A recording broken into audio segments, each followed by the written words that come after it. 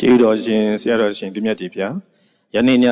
သာသနာတော်နှစ်2566နှစ်ကောဇာတက္ကရာ1384ခုနှစ်တဇာမုံလဇန်12ရက်ခရစ်နှစ်2022ခုနှစ်နိုဝင်ဘာလ4ရက်တောက်ကြနေ့ညဓမ္မဒါနကုသိုလ်ရှင်များဖြစ်ကြသောနှစ်ပတ်တော်မိဘများမှုထား၍ဒေါ်တင်စာဝင်45နှစ်ပြည့်မွေးနေ့ကုသိုလ်မဟာဖန်တီရှင်ကွန်မတီမိသားစုရန်ကုန်မြို့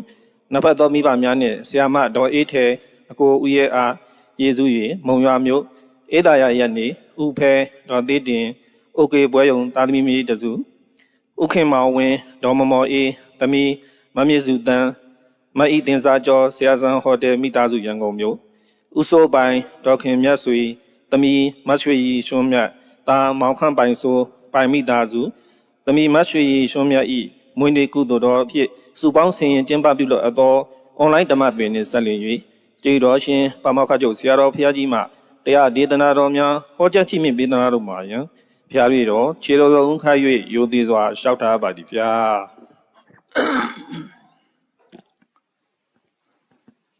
1384ခုနှစ်တဇာမုံလဇန်12ရက်2022ခုနှစ်နိုဝင်ဘာလ4ရက်တောက်ကြနေ့၌အွန်လိုင်းမှာဟောကြားအပ်သောမနတ်တုမြတ်ဗုဒ္ဓဤတုတ်ပြန်ချက်ပြအပိုင်း1တရားဒေသနာတော်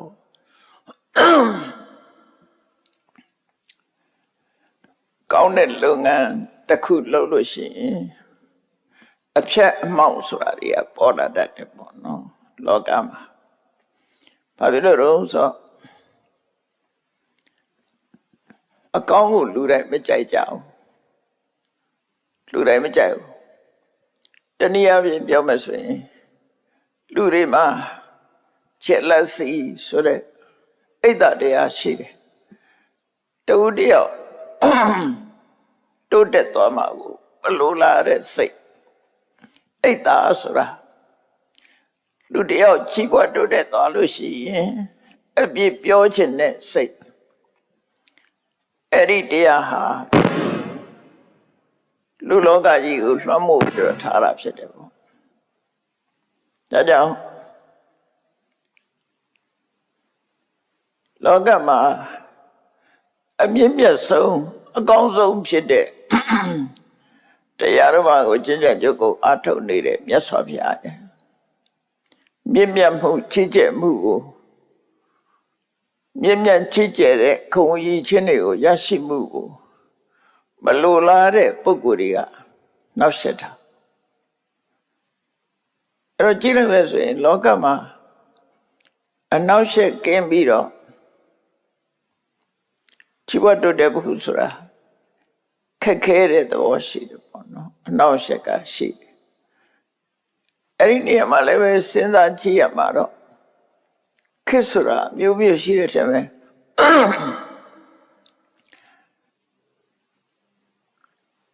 ခက်ဆိုးခက်ကောင်းအချိန်ကာလပိုင်းဆိုတာရှိနိုင်တယ်စာပေကျမ်းကမှဆိုထားတဲ့ခေတ်ကာလကိုရှုခ၄မျိုးနဲ့ဖော်ပြထားတာရှိတယ်ကတ္တယုခဒရေတယုခဒွါပရယုခနဲ့ကလိယုခလို့ဘုရားဘာသာကျမ်းစာမှာတော့မဟုတ်ဘူးအိန္ဒိယနိုင်ငံမှာထွန်းကားတဲ့တက္ကဒဘာသာကျမ်းစာမှာလူလောကသမိုင်းကိုခေတ်လေးခေတ်နဲ့ပိုင်းခြားပြီးတော့ဖော်ပြထားအဲ့တော့ဘုရားရဲ့ဟောပြောချက်နဲ့လည်းပဲစီးမြော်တယ်ပေါ့ဘာဖြစ်လို့လဲဆိုမြတ်စွာဘုရားကလူလောကကြီးဟာကောင်းလိုက်ဆိုးလိုက်မတည်ငြိမ်တဲ့အနေအထားရှိတယ်ကောင်းတဲ့အပိုင်းကနေပြီးတော့ဆိုးတဲ့အပိုင်းကိုတဖြည်းဖြည်းရွေ့ရှားသွားတာရှိသလိုဆိုးတဲ့အပိုင်းကနေပဲကောင်းတဲ့အပိုင်းကိုရွေ့ရှားသွားတဲ့အချိန်ကာလမျိုးရှိတယ်အဲ့တော့မတည်ငြိမ်ဘူးပေါ့အကောင်းကြီးလည်းမရှိနိုင်ဘူးအဆိုးကြီးလည်းမရှိနိုင်ဘူးဒါဟုတ်တယ်ဖြစ်နိုင်တယ်လောကမှာအခြေအနေဆိုတာအဲ့တိုင်းပဲလေကောင်းတဲ့အခြေအနေရောက်တဲ့အခါရှိတယ်ဆိုးတဲ့အခြေအနေရောက်တဲ့အခါရှိတယ် ဒါကြောင့်မို့လူလောကလူသမိုင်းကိုကြည့်လိုက်မယ်ဆိုရင်လောကမှာရှိတဲ့လူသားတွေဟာလေးပုံလုံးကောင်းတဲ့အချိန်ပိုင်းဆိုတာရှိခဲ့တယ်တကယ်ကိုလူတိုင်းဟာကောင်းမွန်တဲ့စိတ်ထားတွေနဲ့အမှန်တမ်းတာယာအေးချမ်းတဲ့အချိန်ပိုင်းကိုကတယုဂခေတ်လို့ခေါ်တယ်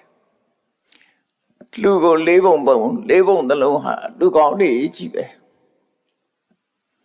နောက်အဲ့ဒီထဲကနေတဖြည်းဖြည်းရောကြလာတဲ့အခါမှာလေးပုံထဲမှာ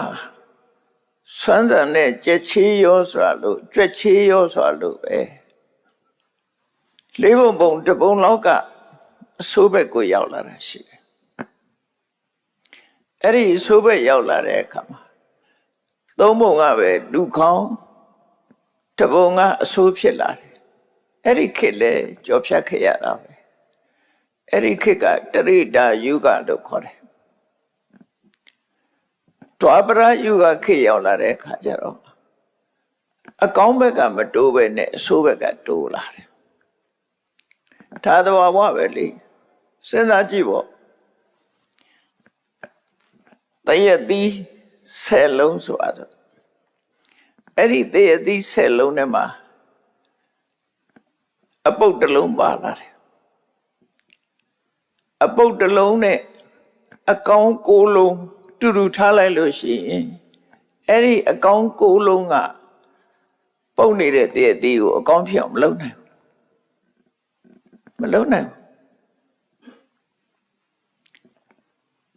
အဲ့ဒီပုတ်နေတဲ့တရက်သီးတစ်လုံးကနေပြီးတော့ကျန်တဲ့9လုံးကိုပုတ်သွားအောင်ပဲလုပ်တယ်ကောင်းပြတ်တယ်တော့မရှိဘူးနော်အဲ့လိုပဲအဆိုးဘက်ကိုရောက်လာတာအဲ့တော့လူတွေဟာသုံးပုံကနေပြီးအဆိုးကနေတိုးလာတော့လေးပုံဖြစ်လာတယ်တရိတာယုဂလို့ခေါ်တယ်နောက်တစ်ခါတဝက်စီကောက်တဝက်စီဆိုးနေတဲ့အနေအထားမျိုးကတခါအဆိုးဘက်ကပိုးလာပြန်တယ်လူ4ယောက်မှာ1ယောက်ဖက်လူကောင်းကြံပြီးတော့ကျန်တဲ့လူ3ယောက်ကအဆိုးအဲ့တော့အကောင်းကတပုံပဲကြံတော့တယ်အဲ့ဒီခေတ်ကိုကလိယုဂလို့ခေါ်တယ်အဆိုးများသွားတဲ့ခေတ်ပေါ့နော်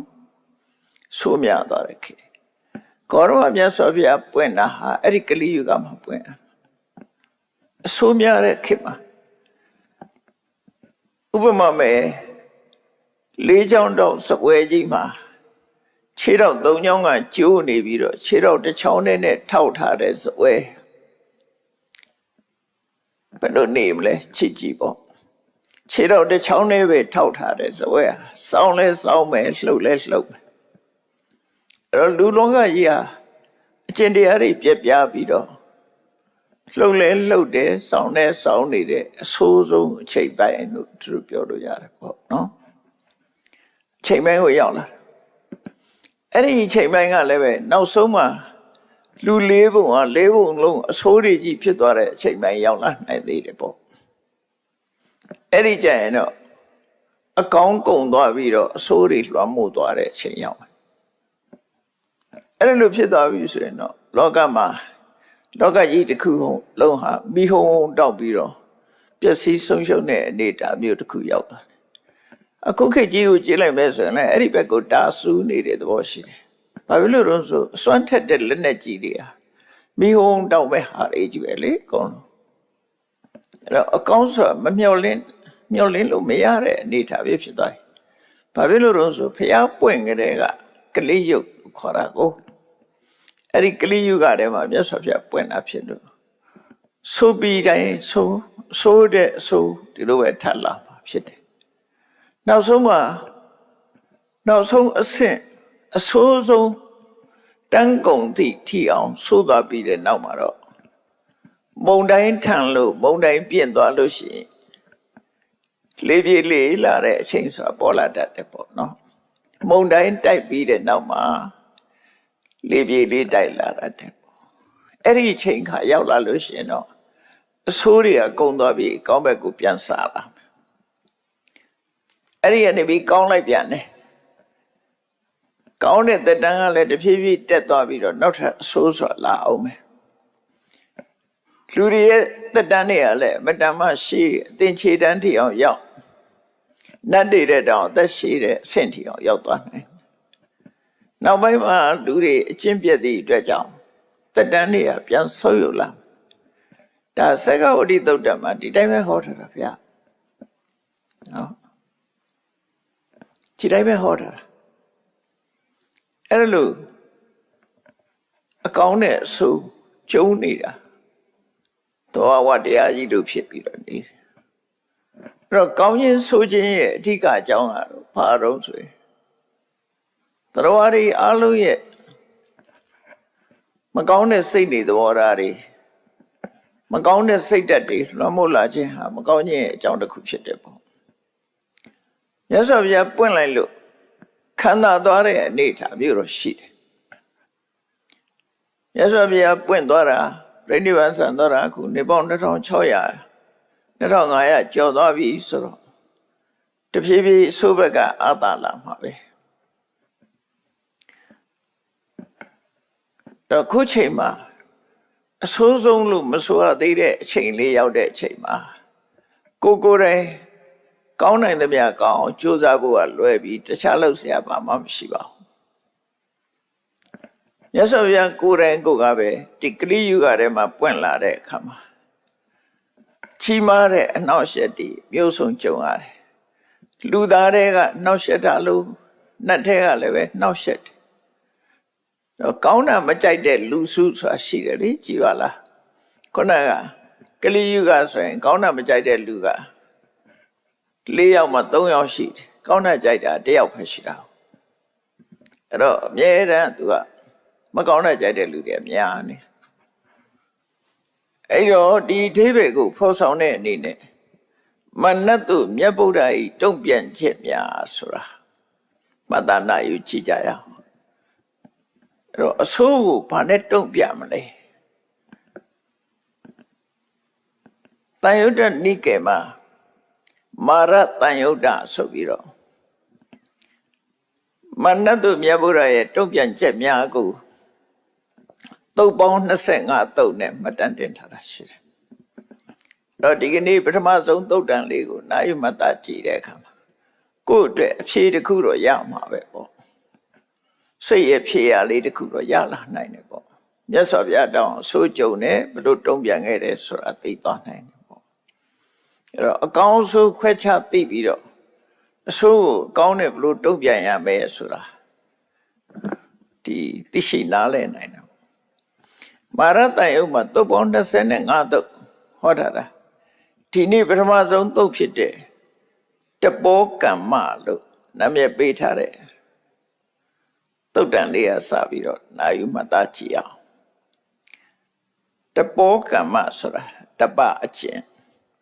တပဆိုတာပင်မခက်ခဲပြီးတော့